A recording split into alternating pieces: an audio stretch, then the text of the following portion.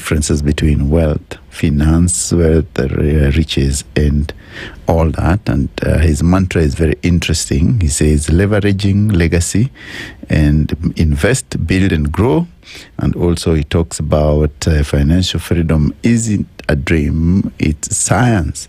So we just dig deep into that conversation immediately, and we pick where we had left it so that we can continue with our convo. Now, Victor, we said that you are going to have a conference on leveraging legacy where you will be hosting a couple of guys to learn how to make money and wealth. The conference has been broken into three segments. Yes. Because I understand that I'm speaking to three categories of people. One of the things you know very well when you come from my tribe in Nigeria, I'm Igbo. Yes. So we have a lot of Igbo guys who all their life they've been into buying and selling. They've made a lot of money. Yes. But they did not build a system that can put continuity in front. Their kids are all grown. Some of them are abroad. They are not thinking of coming back to Africa. And now they feel like they've plateaued. They've hit a max. And they're about to walk away and there will be no legacy. Because the moment they walk away, in-laws and brothers and cousins will share everything. And that is it. Everything is over. It was like a party that ends when the DJ turn off the music. DJ Cham. You understand? So those kind of people are looking, how do I build a system that keeps my legacy and not just the fact that I have? That's why I say some people are so poor that all they have is cash. Yeah. You understand? Yeah, I do get it. There is no legacy. Yes. So what I'm doing is for three people. Number one, the first category of people are what you regard as maybe the old money, civil service, retired. And the conversation right now is a bit above their head. When you're talking blockchain, you're talking business acquisition and mergers, exits, and you're talking community, they're like, what are these ones saying? So that is listening to me. Apple is not selling phones. Never. They're selling a lifestyle. Apple is not selling laptops. Apple is just servicing a community. And Steve Jobs was so much into the future that he designed that system before he exited. Out of cancer anyway. He didn't live old. So now, one of the best way to build legacy for your business as an elder statesman is to imbibe the community culture of business. Build a system, build a community. For instance, I'll tell you, there's a pizza. Sorry, I'll give them a little shout out. There's a pizza I've been eating in Kenya where they called something in pizza. These guys are not selling pizza. What are they selling? These guys are selling relationship and community. There's an addictive nature built around the business. It's not the pizza you're buying. Yes. You understand? So this is what a lot of people don't understand. So people should not want to patronize you because your product is in the right location or good. They should patronize you because of what you represent and how you make them feel. So first category, so if you want to go into business acquisition and mergers, you don't want, first of all, in 2025, you don't want to start a new business. You want to look for something that is existing and just buy and build on it. So that's one of the things I do. I help people acquire businesses, scale the businesses, then we grow it. Then at the time of exit, we can bring in shareholders and split it in so much that the business will see your 10th generation so that it doesn't vanish with your exit. You understand? Then number two, the second category of people are people who you've been hearing blockchain. In fact, the number one citizen in the world, Donald Trump, literally used this thing to become 3 times richer. Yeah. In fact, if I monitor his 2 kids become multi-millionaires, you know.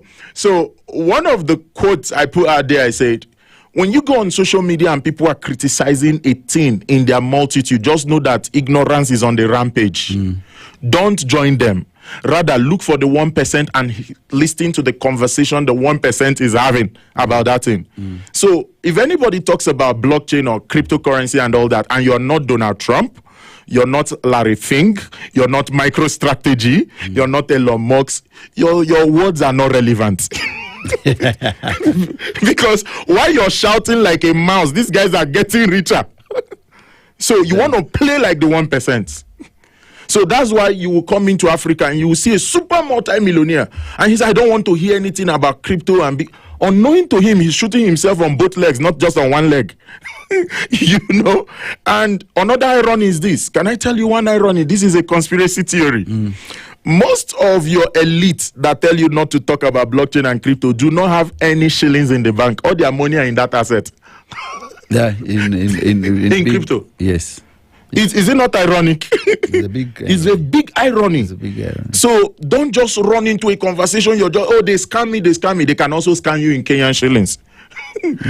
So it's a currency. Forget the identity. Yes. Look for what it represents. In fact, why it was manufactured in the first place was to take care of inflation. So, but when you go and gamble with it, you will get burnt. Of course. You know. Then the third category. This category of people, they are millennials, they are Gen Zs. They have energy, they have ideas, they have visions, but what they don't have is capital. You know how frustrating it can be that you know almost everything you can do to be wealthy, but you don't have capital to approach. Invest. Good. And now the biggest knowledge you need to learn is how to raise capital. A lot of people kind of think like a miracle is going to happen one day, something is going to happen, and the money will just come. Listen to me, never going to happen. The capital is waiting for you. I'll give you a clear, simple story. A guy in Nigeria working in the airport, you know, normal air hostess. He has always wanted to be a pilot. He did something I didn't do. If not, I would have been a full pilot by now. I thought about it, but I never did it. So the guy kind of knows that tuition is around $180,000, $160,000. How does he even start this career? So he figures out, he says, you know what? I'm going to target the governor of my state. Any day he's going to fly through this airline, and I'm going to look for a way to talk to him. If that day they fire me, let them fire me. And guess what? What he did was he wetted a few hands within the airport, and they allowed him sit right before the governor in the flight for a journey he did not propose. And when the flight took off, he went to the governor. You know what he told him? He said, Governor, sir, he said, if this plane crash now as we're flying, you know that you would die as a billionaire and as a governor. But me, I would die as a poor man, and I don't want to die as a poor man. The governor started laughing. He said, so what do you want? I said, I want to be a pilot. There's no way that money is coming from any of my family. He said, once we land this plane, follow me. You know, the governor paid that tuition up front and forgot about it. This story came up just 2 weeks ago. It's the Akwa Ibom state governor who is now the Senate president in Nigeria. Now, this is the same way you approach issues that have to do with you breaking forth in life. This capital will never come to you. You will see everybody grow, but you will not grow. And the biggest way to raise capital right now is community. So how do you put a community together, monetize your entry, raise the capital? In my community, people have raised $30,000, $50,000 to go into their businesses. Why? Because they're not waiting anybody to hand it to them. And which 9 to 5 or which business do you have the capital to start right now that's going to give you that amount of capital? And guess what? Community financing is so big that it happens in the shortest duration. The monies you raise through it, you can't raise it working for 10 years. So these are the third category. How do you raise capital with community? First category, how do you fortify your wealth in investment in business? Number 3, how do you multiply your wealth in digital asset? 3 categories. So it doesn't matter who you are. So what I have done is that this event is highly ticketed. I told you, Coach, as CEO, as at yesterday, the access to the event was $200 because of the level of premium infusion we wanted to give. Is happening at the Best Western Premier Hotel in Westlands, starting at 10 on the 8th of November. 8th of November. But I woke up yesterday morning and I heard God again. I said you should go and evangelize wealth, and you want to collect money from them. That's not what I told you. So, but also understand that the conference hall is not free. You're paying for conference? I'm paying for conference and hall. for drinks and food. Drinks and food and all that. So what we did is that we're only giving 200 persons on this show free access to come in. The moment we have exactly 200 persons, that is it. Any other person coming has to pay the fee.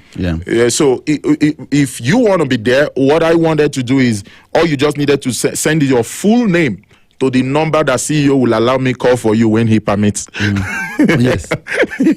Should I call it? Yes. Okay. So all you have to send is your full name to the number 0712 42 15 42.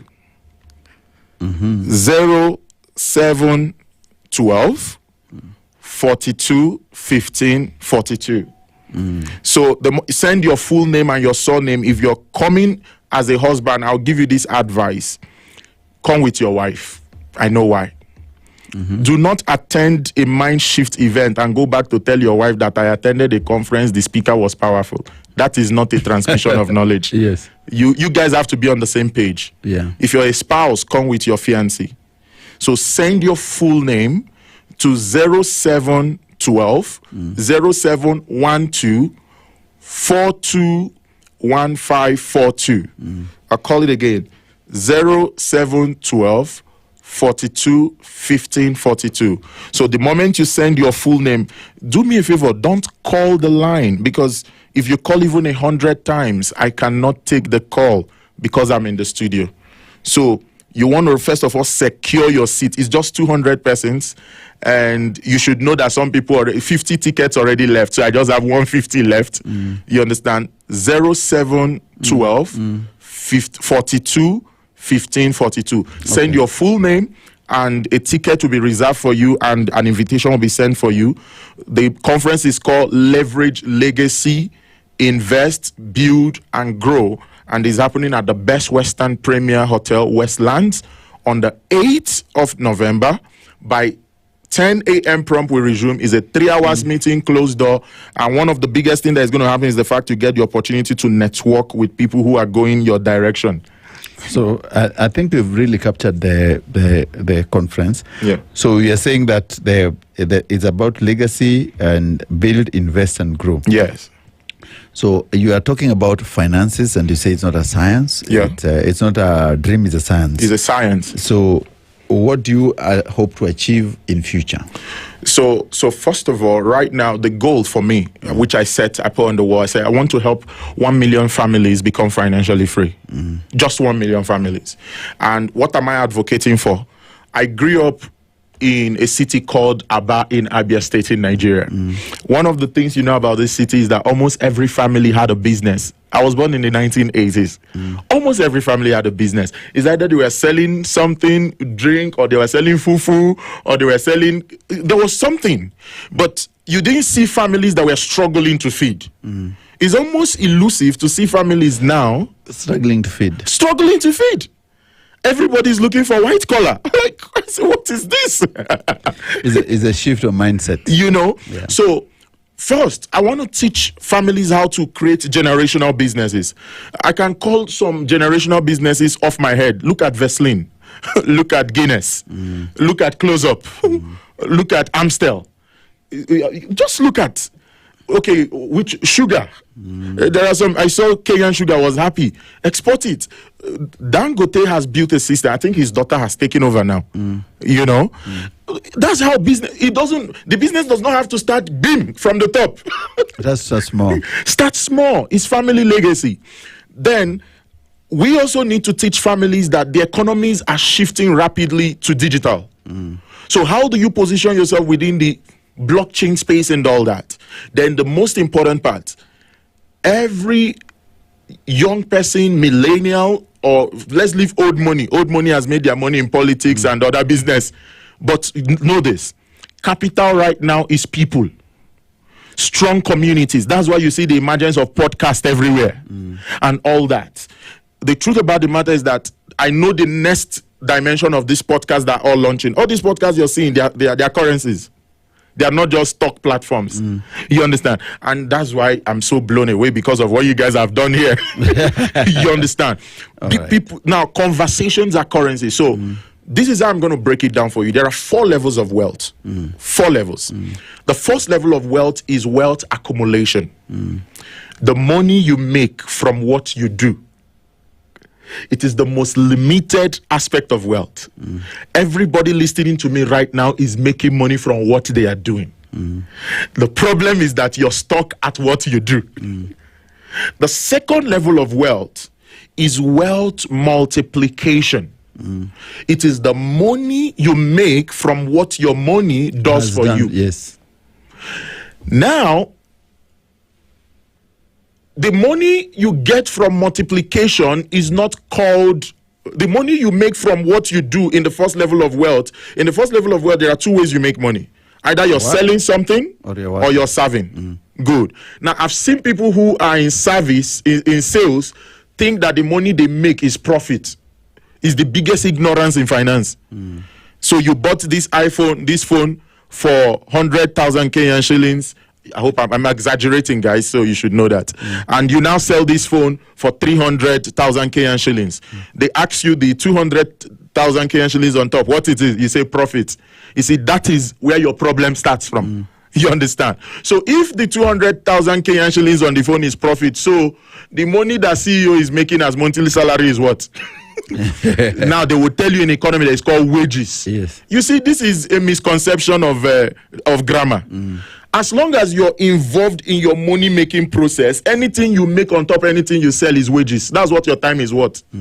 So whether the guy working in 9 to 5 or the guy selling in the market, all of you are making wages. Yes, you're paying yourself. Yes, none of you are on profit yet. Because you're involved, you're tied to it. That's why I see it as ignorance for somebody to leave 9 to 5 and go and open a shop. So you left a job and got yourself another job. You're doing the same job. The same thing. This time around, even more difficult. You have a closing time. He doesn't have a closing time. So in the second, you see now, I said definitions.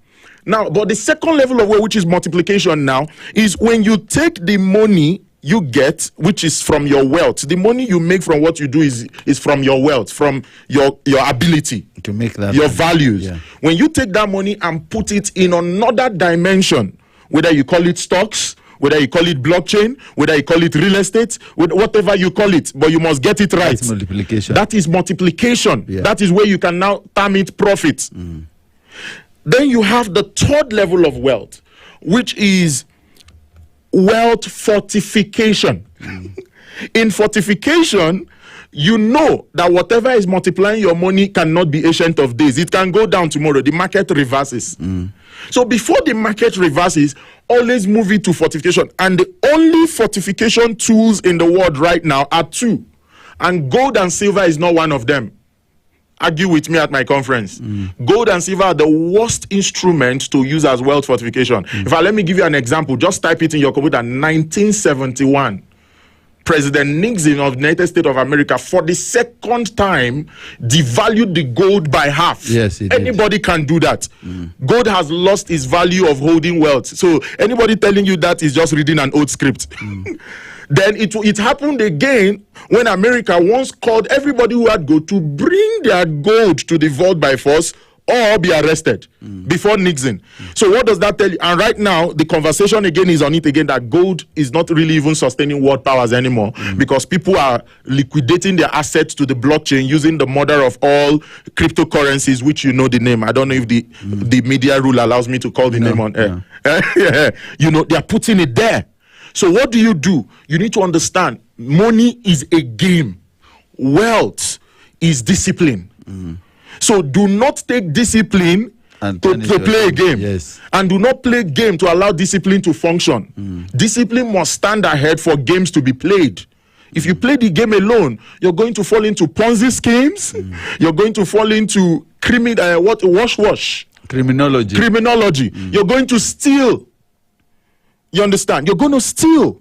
But when you understand discipline, the way money comes to you, sometimes you can wake up like, what is happening? Yes, you're doing the right thing. Okay? Then now the fourth level of wealth. So fortification is in digital assets and land. Okay? Then the fourth one is wealth transfer. Now, I can boldly say I have entered wealth transfer. That's why right now I'm uttering about 3 books as I speak right now and all that. Wealth transfer is the money you make from the person you have become. Royalties. People are paying you. And there are platforms, but I can tell you that platforms are coming that will blow our mind. Now YouTube is paying you $5,000 on 1 million views. There are platforms that will come in the future that will make YouTube look like a baby. So are you ready for that? Yeah. So if you check now, you begin to see billionaires like Elon Musk, Larry Fink, they're always on podcasts. You think they're joking? They're on their fourth level of wealth. Because these guys are not struggling to, so they've entered the dimension of royalties. They just talk. Yeah. And that is the highest level of wealth, when people begin to pay you for who you have become. Just by making statements. You know right now, if a Gen Z or a millennial put up that I should come and learn how to be professional radio presenter, and you put up a show and you put in the same venue, you know he lost already. Of course. He lost already, because everybody's going to propel towards authority and legendary. That's just the simple reality. So I've given you the 4 levels of wealth. Yes. I'm going to be taking you to the dimensions of wealth, how to apply. See, until what you know becomes what you do, you don't know anything. Yes, wealth is not a mystery. Wealth is not a mystery. Wealth is a knowledge well applied. So right now, you're somewhere, you're listening to me. Yes. Whether you're in Mombasa, I know there are 47 counties. Yes. It doesn't matter where you are. Find your way to Nairobi. Is an investment. See, the biggest investment in this life is an investment you make into yourself. There are 2 major investments in life: investment into your mind and body, and investment into people. Yeah. And you've captured it very well. You've said that money is a game, and you need discipline to run it. Yes. Yeah.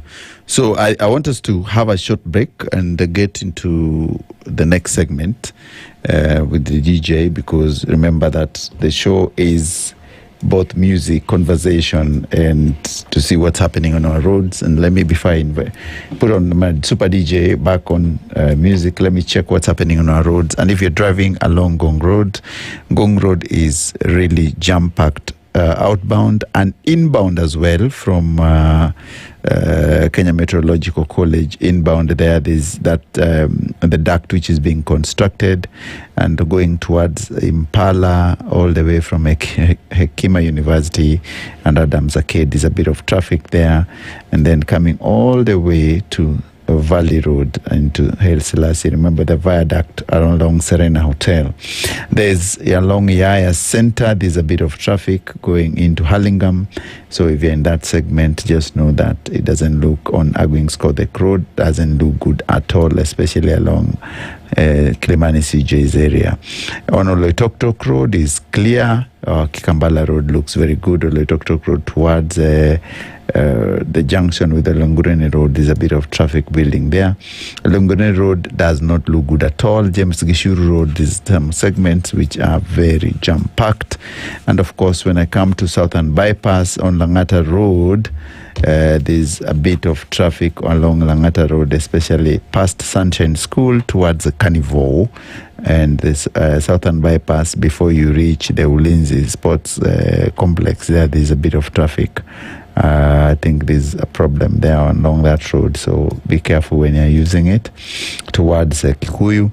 And of course, Mombasa Road, if you're traveling from Vision Plaza all the way to Standard Group Center here where we are, and to Express Lounge all the way to City Cabanas, is totally jam-packed. And also the inbound vehicles from JKA exit coming into that segment is also very, very jam-packed. Let me check on Jogo Road. It's still building up, and there's a lot of traffic and towards the Buruburu Junction, and of course Manyanja Road. When you go towards Guru Nanak, oh my goodness, Muthaiga Road, Utalii, there's a lot of traffic all the way to Thika Super Highway. Is a mess. If you're going towards Thika, all the way from Globe Muthaiga roundabout to Globe roundabout, it's all the way jam-packed to Githurai, actually past Githurai. It's totally jam-packed. It's going towards actually Ruiru, and the whole of Thika Road is a mess. So tell us if you have any